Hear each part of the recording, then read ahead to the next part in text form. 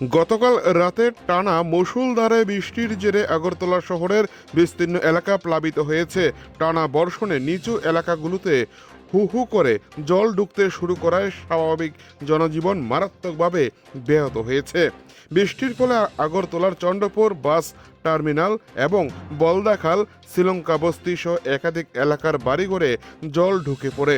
পরিস্থিতির অবনতি হওয়ায় বহু পরিবার বাধ্য হয়ে নিজেদের ঘর বাড়ি ছেড়ে স্থানীয় ত্রাণ শিবিরে আশ্রয় নিয়েছেন।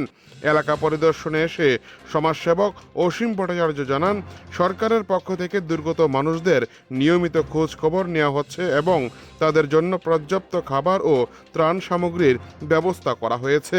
বৃষ্টির জলে আসাম আগরতলা জাতীয় সড়ক সম্পূর্ণ নিমজ্জিত হওয়ায় যানবাহন চলাচলে ব্যাপক বিঘ্ন ঘটেছে।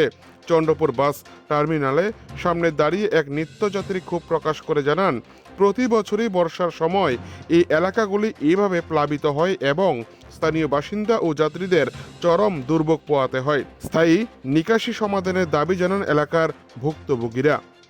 বন্যা পরিস্থিতির খবর পেয়ে সন্ধ্যা রাতেই প্লাবিত এলাকা ও আশ্রয় শিবিরগুলিতে যান ত্রিপুরার মুখ্যমন্ত্রী ডক্টর মানিক সাহা। তিনি শিবিরে আশ্রয় নেওয়া মানুষের সাথে ব্যক্তিগতভাবে কথা বলেন, তাদের সমস্যার কথা শুনেন এবং প্রশাসনিক সহায়তার আশ্বাস দেন।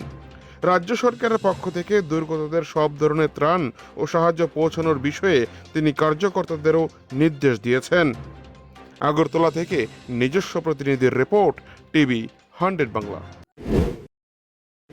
পশ্চিম জেলায় সবচেয়ে বেশি এফেক্ট হয়েছে। তো সেই জায়গার মধ্যে আমাদের রাজ্যের মাননীয় মুখ্যমন্ত্রী ডিপার্টমেন্টের সকলের কাছে সেই বার্তাটা পৌঁছে দিয়েছেন যে এই পরিস্থিতিতে আমরা সাধারণ মানুষের কাছে যেন থাকি এবং সরকারের পক্ষ থেকে সদর্থক ভূমিকা নেওয়া হয়েছে এবং আমাদের পার্টির তরফ থেকেও বিভিন্ন জায়গায় আমাদের পার্টির যারা কার্যকর্তা তাদেরকে ইনস্ট্রাকশন দেওয়া হয়েছে যে এই পরিস্থিতিতে মানুষের পাশে থাকার জন্য। যে জায়গায় বাড়িঘর ডুবে গেছে সেই জায়গা থেকে মানুষকে উদ্ধার করে আমাদের শরণার্থী যে শিবির আছে সেই শিবিরগুলিতে নিয়ে তাদের খাবার দাবার ব্যবস্থা, তাদের ট্রিটমেন্টের ব্যবস্থা, ওষুধপত্রের ব্যবস্থা সবগুলি করা হচ্ছে।